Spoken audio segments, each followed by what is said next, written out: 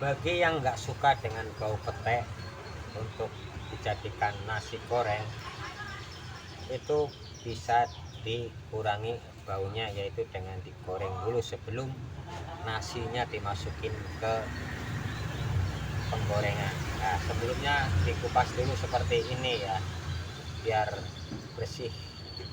Sebelum dimasukin nasinya, ini digoreng dulu setengah matang biar bau petenya nggak terlalu menyengat.